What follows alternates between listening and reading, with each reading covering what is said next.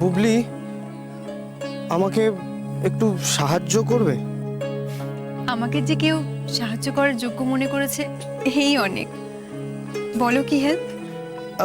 বুবলি, আমি না একটা মেয়েকে ভালোবেসে ফেলেছি, কিন্তু কিছুতেই প্রপোজ করতে পারছি না। তুমি প্লিজ বলে দেবে একটা মেয়েকে কিভাবে ইমপ্রেস করা যায়? তুমি একটা কাজ করো, প্রথমে বলো তোমার নামটা কি সুন্দর, তারপরে জানতে চাও ওর কি ভালো লাগে, পাহাড় না সমুদ্র। যা বলবে তাতেই মত দিয়ে দেবে। তারপরে একটু ভাব জমাবে, বলবে আমাদের দুজনে একদম সেম চয়েস। তারপরে আগামী পরিকল্পনা জানতে চাইবে, তারপরে প্রপোজ করে দেবে। সিম্পল। বুবলি, তোমার নামটা ভীষণ সুইট। আচ্ছা বুবলি, তোমার পাহাড় ভালো লাগে না সমুদ্র? কি হলো বুবলি, তুমি উত্তর দিচ্ছ না কেন?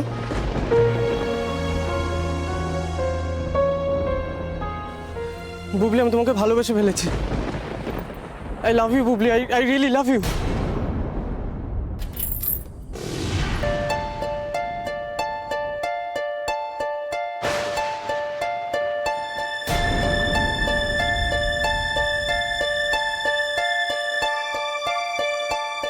ঠাকুর, এ আমায় কোন পরীক্ষার মুখে এনে ফেললে তুমি? আমার মতো পঙ্গু মানুষকে যে এভাবে ভালোবাসতে জানে, তার এত বড় মন আমি ভেঙে দেবো কি করে? বুবলি, আমি কি তোমাকে কষ্ট দিয়ে ফেললাম? আমি কিন্তু সত্যি তোমায়... না প্রতীক, কষ্ট দাওনি। তোমার প্রতি আমার যা সম্মান ছিল তাই থাকবে। তুমি ভীষণ ভালো মানুষ, কিন্তু তুমি আমাকে ক্ষমা করো। তুমি যে সম্পর্কে জড়াতে চাইছো সেটা আমি চাই না।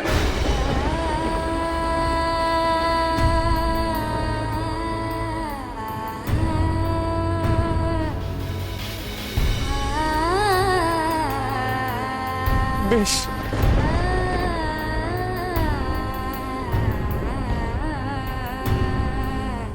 বুবলি, শুধু একটাই অনুরোধ, তুমি প্লিজ ভেবো না যে আমি তোমায় করুণা করছি।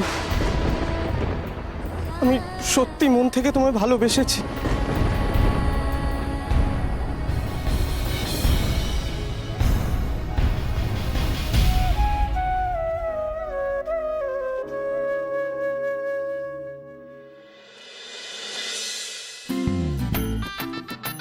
যে বড়ই বিমান সাদা।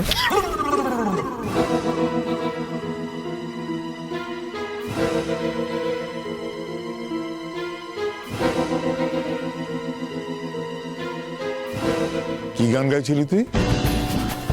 একটা আনরোমান্টিক গান গাইছিলাম দাদা। আপনার দুশ্চিন্তার কোনো কারণ নেই, সত্যি বলছি দাদা, আমার উপর বিশ্বাস রাখুন। কাল থেকে কোথায় ছিলি তুই? কি রে, কেঁপে উঠলি যে? বল কোথায় ছিলি? রাসলীলা দেখতে গেছিলাম দাদা।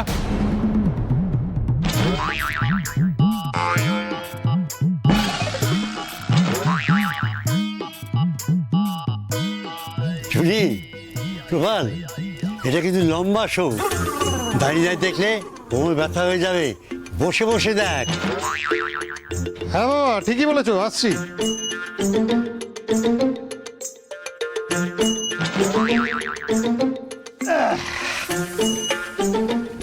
এই অনু, বলছি একটু গরম গরম ওই তেলে ভাজা, মানে ওই বেগুনি আর পেঁয়াজি নিয়ে এসো তো। খেতে খেতে দেখবো আমরা কতদিন একসাথে সিনেমা দেখিনি বলো তো। হ্যাঁ না না ছোটারপো, ছোট এখন রান্নাঘরে যাবে না। আরে আমাদেরও তো বলো, কতদিন নাটক টাটক দেখতে যায়নি কি? আর তাছাড়া যা মুখরোচক নাটক হবে এখানে, তেলে ভাজার দরকার পড়বে না।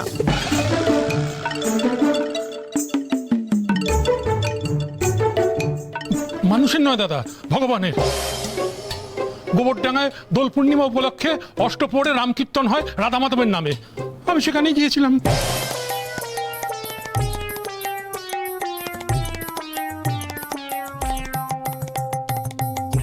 দিদি বলছি ওই নাম কীর্তন আর রাসলীলা দুটো কি আলাদা না এক? কি জানি আমার তো গুলিয়ে যাচ্ছে, মানে রাসলীলা আর নাম কীর্তন কি করে এক হয়? হ্যাঁ বৌদি, বলছিলাম যে ভীমা যখন দাদাকে বলছে নিশ্চয়ই মিথ্যে কথা বলবে না, হ্যাঁ? যখন বলছে তখন শেষদা আস্তে আস্তে কথা বলো, ওদের ডায়ালগ বলতে অসুবিধা হচ্ছে তো।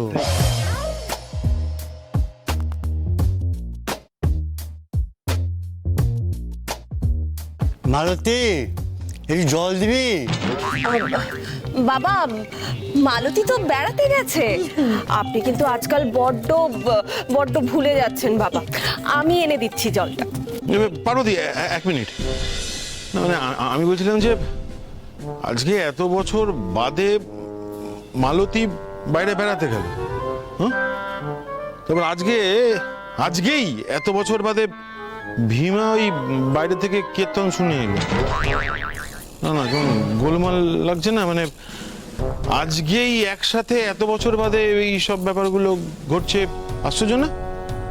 আচ্ছা ভীমা যখন গেলই তখন দাদাকে না জানিয়ে গেল কেন? জানিয়ে গেলে পারতো। কীর্তন শোনা তো আর অপরাধ নয়। ঠিক ঠিক। তবে দেখো আবার কীর্তনের নাম করে মালতীর সঙ্গে দেখা করে এলো কিনা।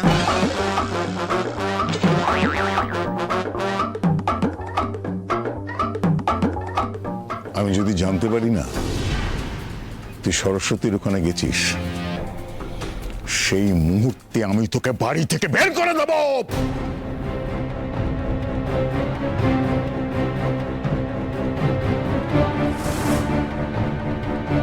ভীমা ভয় পাস না, তুই আমার কাছে থাকবি। কবে দল বদল করবি আমার জানাস, আমি তোর হাতে ঝান্ডা তুলে দেবো।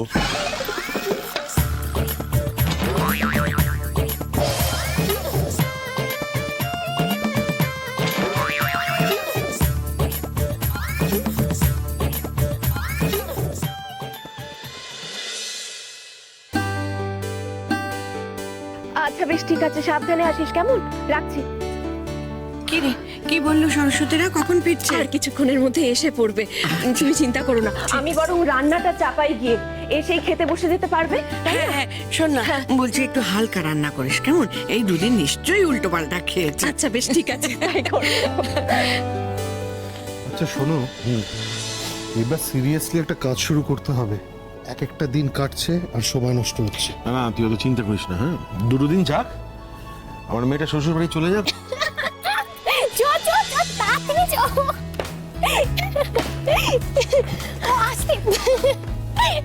নাচফুইতে মুখের ভক্ত সুগ্রীবের সেনা সদল বলে হাজি। কি রে, কেমন ঘুরলি তোরা? আনন্দ করেছিস তো? What a romantic tour!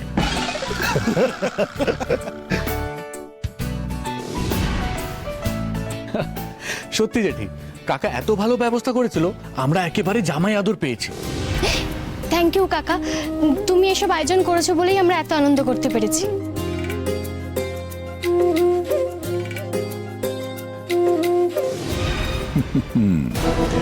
দেখবো আর কতক্ষণ তোমাদের মুখে এই হাসিটা থাকে।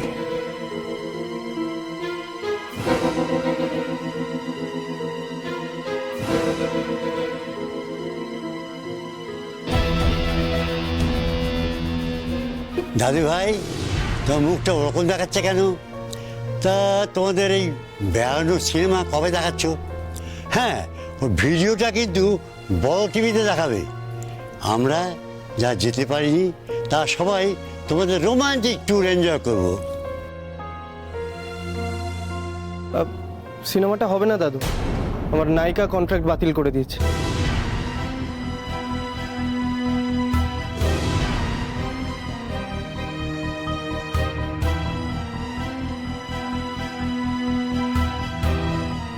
ঠিক আছে দাদু ভাই, আমি তোমার নায়িকার সাথে আলাদা করে কথা বলবো।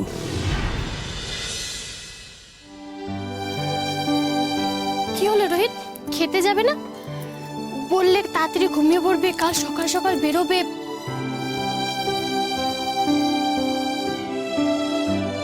রোহিত, কি হয়েছে, কি ভাবছো? ভীষণ অস্বস্তি হচ্ছে। বাড়িটা আমার সুরক্ষিত আছে কিনা বুঝতে পারছি না। কিন্তু রোহিত, বিমাদা তো আমাদেরকে খবর দেবে বলেছে। খবর পেয়ে আমি আর কি করব?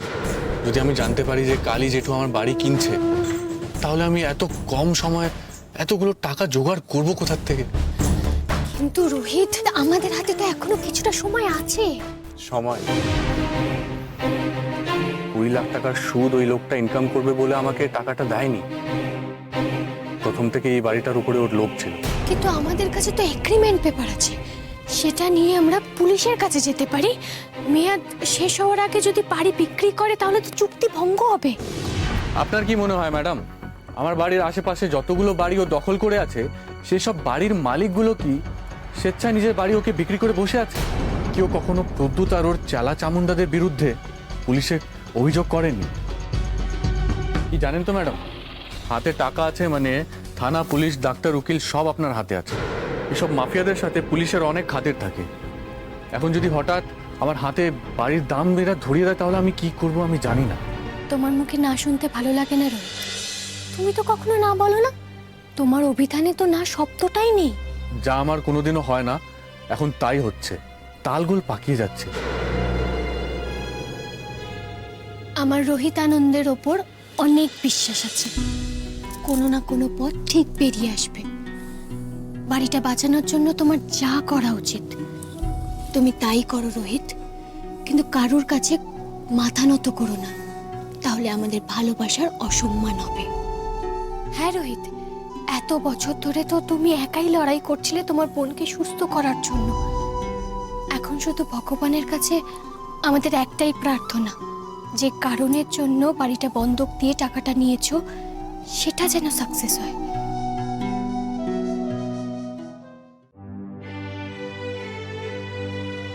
আমার বোনটা সত্যি সত্যি আর 5টা মেয়ের মতো নিজের পায়ে উঠে দাঁড়াতে পারবে তো সরস্বতী? হাঁটবে তো আমার বোনটা?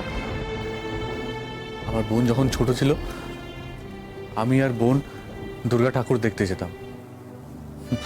একটু হাঁটার পরে ওর পায়ে ব্যথা শুরু হয়ে যেত। তখন আমি ওকে কোলে তুলে নিতাম। ভাবতাম যে ওকে যেন মাটিতে পা না ফেলতে হয়, আর আমার কোলেই ওর আরাম হবে। কত কষ্ট হতো, তবু ওকে কোলে নিয়ে ঘুরতাম।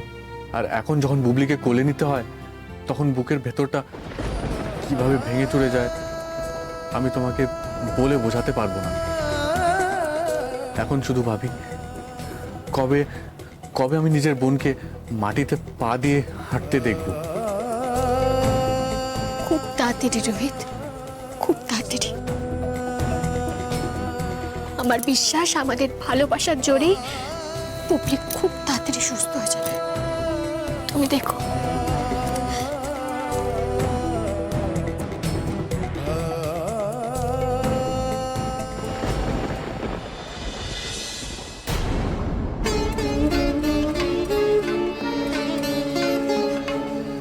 বুবলি, বুবলি কি হয়েছে? তোমার ব্যথা করছে, কষ্ট হচ্ছে? আমাকে ডাকুনি কেন? আমি রোহিতকে ডেকে দিচ্ছি। তোমার ভাইকে বোঝাও দিদি, ও যেটা করছে একদম ঠিক করছে না। ওটা অনেক বড় ভুল। কে প্রতীক? নিশ্চয়ই তোমাকে উল্টোপাল্টা কোনো কথা বলেছে। ওর না ছোটবেলার থেকেই স্বভাব লোককে বিরক্ত করা। তুমি প্লিজ কিছু মনে করো না, আমি ওকে বকে দেবো। তুমি তুমি প্লিজ কেঁদো না। না দিদি, ও মোটেই আমায় বিরক্ত করেনি, বরং ও আমার খুব খেয়াল রাখে, আমার আশেপাশে থাকে। আমার মন খারাপ করলে আমার দাদার মতো ভুলভাল কথা বলে আমাকে হাসানোর চেষ্টা করে। তাহলে আস্তে আস্তে আস্তে।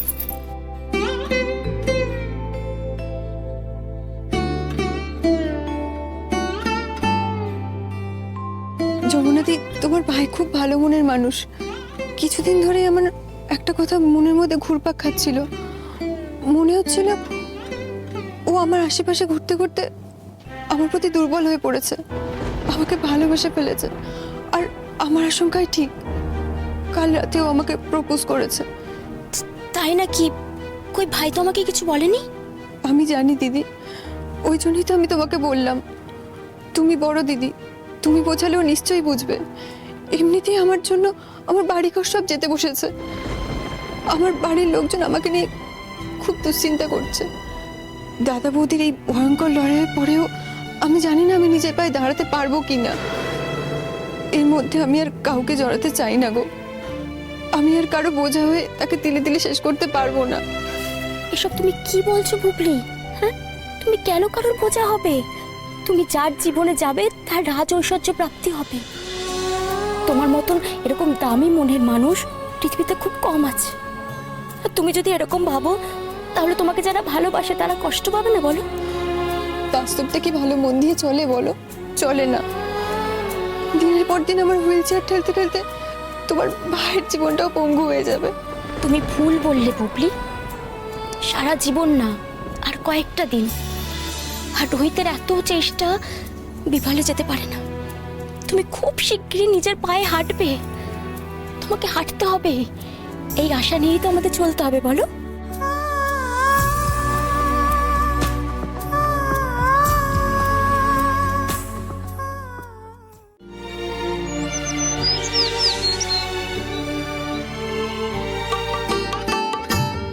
সকালে বেরোনোর কথা জানতাম, কিন্তু তাই বলে এভাবে জল খাবার না খেয়ে কেউ চলে যায় মা বল?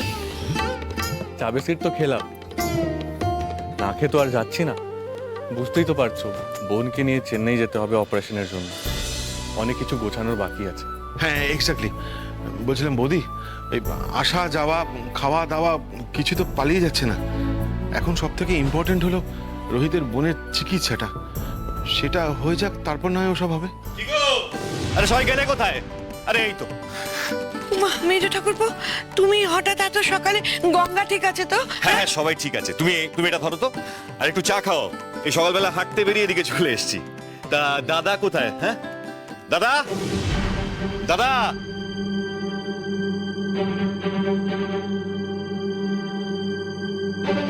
রোহিত, মেজো জেঠু হঠাৎ করে জেঠুকে কেন ডাকছে বলো তো? মেজো জেঠু কেমন আছো? গঙ্গাদি ভালো আছে তো? আরে একদম ফার্স্ট ক্লাস আছে। এই তো সরস্বতী তো পাঠিয়েছিল তোমাদের দোল খেলার আর ঘুরতে যাওয়ার ছবি, সেগুলো দেখে ভীষণ খুশি হয়েছে, খুব মিস করেছে। সত্যি বলছি, আমরা ওদের খুব মিস করেছি। নেক্সট টাইম প্ল্যান হলে আমরা একসাথে যাব। হ্যাঁ বেশ বেশ বেশ। তা তোমরা তো চেন্নাই যাচ্ছ শুনলাম বোনের চিকিৎসার জন্য, সেই জন্যই দেখা করতে চলে এলাম। তো যাও, সাবধানে যাও, আর বোনকে তাড়াতাড়ি সুস্থ করে ফেরো। ওদিকে তো আবার একজন নতুন অতিথি আসবো করছে।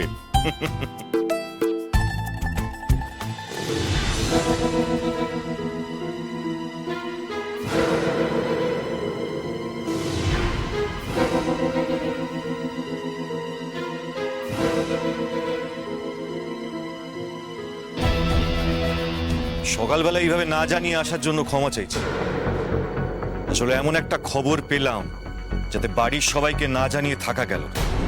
আবার কি খবর? হে ভগবান, দেখো একটু। আমি যতবার এখানে আসি প্রত্যেকবার বলি, দাদা নিজের ইগোর জন্য সবকিছু ভাবে শেষ করে দিও না। তুমি চাইলে 2 মিনিটে সবকিছু ঠিক হয়ে যেতে পারে, কিন্তু তুমি তো দেখছি পুরো ব্যাপারটাকে দিনকে দিন খারাপের থেকেও খারাপ দিকে নিয়ে যাচ্ছ। মেজদা, বলছিলাম যে কি হয়েছে গো? মানে আমাদের একটু খুলে বলো না। কি আর বলি বলতো, আফটার অল আমাদের নিজেদেরই তো দাদা। তার সম্পর্কে কোনো নিচু কথা বলা মানে আমাদেরই তো মান খোয়া যাওয়া। কি বলতে চাইছো কি তুমি? আচ্ছা দাদা, এই বাড়ির ব্যবসাতে তো আমিও বহু বছর তোমার সাথে কাজ করেছি, কিন্তু কই কখনো কোনো অ্যান্টি সোশ্যালের সাথে তো কথা বলার প্রয়োজন হয়নি আমাদের।